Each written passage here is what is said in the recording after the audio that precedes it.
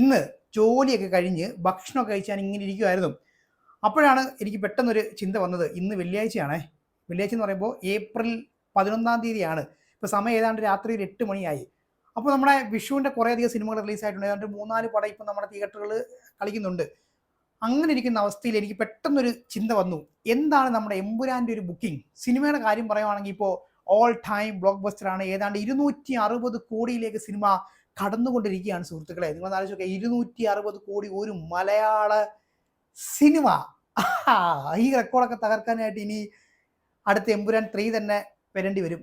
Empuraan 3 means L3 വരേണ്ടി വരും. അതാണ് അവസ്ഥ എന്ന് തോന്നും. ഓക്കെ, അവിടെ നിൽക്കട്ടെ. അപ്പം എനിക്ക് അങ്ങനെ ഒരു ചിന്ത വന്നു കേട്ടോ. എന്തായാലും ഇത്രയധികം ഈ 260 കോടിയൊക്കെ കളക്ട് ചെയ്ത സ്ഥിതിക്ക് എന്തായാലും ഒരുവിധപ്പെട്ട എല്ലാ മലയാളികളും ഇപ്പോൾ സിനിമ കണ്ടിട്ടുണ്ടാവും. അങ്ങനായിരുന്നു എൻ്റെ ഒരു ധാരണ. പക്ഷേ ഞാൻ ഇതിൻ്റെ ബുക്കിംഗ് ഒന്ന് നോക്കാമെന്ന് വിചാരിച്ചു. അപ്പോൾ രാത്രിത്തെ ഷോ ആണ് ഞാൻ നോക്കുന്നുണ്ട്. ഇപ്പോൾ ഞാൻ പറഞ്ഞല്ലോ ഒരു 8 മണി കഴിഞ്ഞിട്ടുണ്ട്. അപ്പോൾ അത് കഴിഞ്ഞിട്ട് ചുമ്മാ എനിക്കിന്ന് ബുക്ക് മൈ ഷോ എടുത്ത് നോക്കാമെന്ന് വിചാരിച്ച് ഞാൻ ഇങ്ങനെ നോക്കിയപ്പോൾ ഫസ്റ്റ് ഞാൻ ലൊക്കേഷൻ സെറ്റ് ചെയ്ത് നമ്മുടെ കൊച്ചിയാണ് കേട്ടോ. കൊച്ചിയിൽ നോക്കിയ സമയത്ത് ഗൈസ് ഞെട്ടിയിരിക്കുകയാണ്. എന്താണ് ഞെട്ടിയതിൻ്റെ പ്രധാനപ്പെട്ട കാരണം എന്ന് ചോദിക്കുവാണെങ്കിൽ, ഫസ്റ്റ് ഞാൻ കണ്ട തിയേറ്റർ എന്ന് പറഞ്ഞു കഴിഞ്ഞാൽ നമ്മുടെ PVR ലക്സ് തിയേറ്റർ ആണ്. ഈ ലക്സ് തിയേറ്ററിൻ്റെ കാര്യം നിങ്ങൾക്ക് അറിയാമല്ലോ, ലക്ഷറി തിയേറ്റർ ആണ്. അപ്പോൾ അതുകൊണ്ട് തന്നെ ടിക്കറ്റ് ചാർജ് കുറച്ച് കൂടുതലാണ്. 500 രൂപയാണ് ഗൈസ്. എന്നെ ഞെട്ടിച്ചുകൊണ്ട് ആ 500 രൂപയുടെ ടിക്കറ്റ് ഏതാണ്ട് ഓൾമോസ്റ്റ് ഫുള്ളായിരിക്കുന്ന ഒരു കാഴ്ചയായിരുന്നു ഞാൻ കണ്ടത്. നിങ്ങളൊന്ന് ആലോചിച്ച് നോക്കിയേ. ഇത്രയും ദിവസം 3-ാമത്തെ ആഴ്ചയാണ് ഇപ്പോൾ സിനിമ. അതായത് മാർച്ച് 26 റിലീസായ സിനിമയാണല്ലോ. ഇതിപ്പോൾ 3-ാമത്തെ ആഴ്ചയാണ്. ഈ വിഷുവിന് ഈ 4 സിനിമകൾ തിയേറ്ററിൽ കളിക്കുന്നുണ്ട്.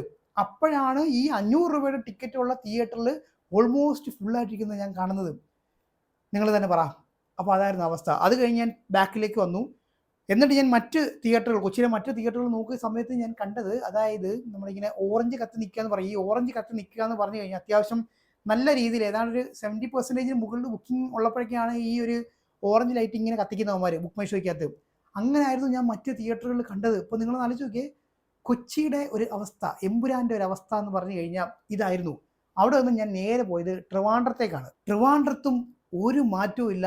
ഓൾമോസ്റ്റ് എല്ലാ തിയേറ്ററുകളിലും ഇങ്ങനെ ചുമപ്പല്ല, ഓറഞ്ച് കത്തി നിൽക്കുന്ന ഒരു അവസ്ഥയായിരുന്നു ഞാൻ കണ്ടത്. ഫസ്റ്റ് ഞാൻ നമ്മുടെ ന്യൂ തിയേറ്ററാണെന്ന് ഇങ്ങനെ നോക്കി കേട്ടോ. അങ്ങനെ നോക്കിയ സമയത്തും ഓൾമോസ്റ്റ് ഫുള്ളായി കിടക്കുന്ന ഒരു അവസ്ഥ. തിരുവനന്തപുരത്തും എന്താ പറയുക, എമ്പുരാൻ അത്യാവശ്യം നല്ല രീതിയിൽ തന്നെ ഈ രാത്രിത്തെ ഷോ ഇങ്ങനെ പൊയ്ക്കൊണ്ടിരിക്കുകയാണ്. ഇന്ന് വെള്ളിയാഴ്ചയാണ് കേട്ടോ. അപ്പോൾ നിങ്ങൾ ആലോചിച്ച് നോക്കിയാൽ മറ്റ് 4 സിനിമകൾ ഉള്ള സമയത്താണ് ആൾക്കാർ എമ്പുരാന് വേണ്ടിയിട്ട് ഇത്രയധികം ബുക്ക് ചെയ്യുന്നത് എന്നുള്ള കാര്യമാണ് കേട്ടോ. അവിടെ നിന്ന് ഞാൻ നേരെ പോയത് കോഴിക്കോടേക്കാണ്. അപ്പോൾ കോഴിക്കോട് പോയ സമയത്ത് ഫസ്റ്റ് കണ്ടത് ARC ആണ്. അപ്പോൾ അവിടെയും നല്ല രീതിയിലുള്ളൊരു ബുക്കിംഗ് ആണ് കാണാൻ സാധിച്ചത്. പിന്നെ ഞാൻ മറ്റ് തിയേറ്ററുകൾ നോക്കിയപ്പോഴും ഏതാണ്ട് ഇതേ അവസ്ഥ തന്നെയാണ്. ഇതിപ്പോൾ 3-ാമത്തെ ജില്ലയാണ്. അപ്പോൾ ഒരു ജില്ലയിൽ മാത്രം കാര്യമല്ല, മറ്റ് ജില്ലകളിലൊക്കെ ഇതാണ് അവസ്ഥ എന്ന് പറഞ്ഞു കഴിഞ്ഞാൽ. അപ്പോൾ നിങ്ങൾ തന്നെ പറയാം, എമ്പുരാൻ്റെ കളക്ഷൻ എവിടെ പോയി നിൽക്കും? അത് നമുക്ക് കണ്ടു തന്നെ അറിയാം. അത് കഴിഞ്ഞ് ഞാൻ പോയതേ നമ്മുടെ തൃശ്ശൂരേക്കായിരുന്നേ.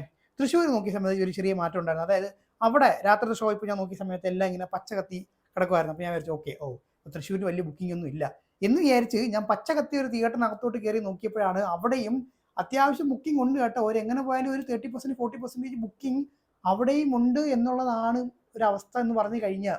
അപ്പോൾ തൃശ്ശൂരിലും മാറ്റമൊന്നും ഇല്ല എന്നുള്ളതാണ്.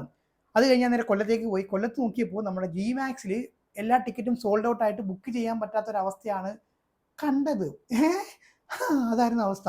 അത് കഴിഞ്ഞിട്ട് ഞാൻ നമ്മുടെ രേവതി നോക്കി. അവിടെ രേവതിയിലാണെങ്കിൽ അവർ മെയിൻ സ്ക്രീനിൽ പോലും അല്ല ഇട്ടേക്കുന്നത്, അവിടുത്തെ സെക്കൻഡറി സ്ക്രീനിലാണ് ഇട്ടേക്കുന്നത്. അപ്പോൾ അവിടെയും നല്ല രീതിയിലുള്ള കിടിലം ബുക്കിംഗ് ആണ് രേവതിയിലും ഉള്ളത്. അപ്പോൾ ഇതാണ് ഗൈസ് നമ്മുടെ എമ്പുരാൻ്റെ ഒരു അവസ്ഥ എന്ന് പറഞ്ഞു കഴിഞ്ഞാൽ. അതായത് വിഷുവിന് 4 പുതിയ സിനിമകൾ ഇറങ്ങി, എന്നിട്ടും ആൾക്കാർ കാണുന്നത് നമ്മുടെ എമ്പുരാൻ.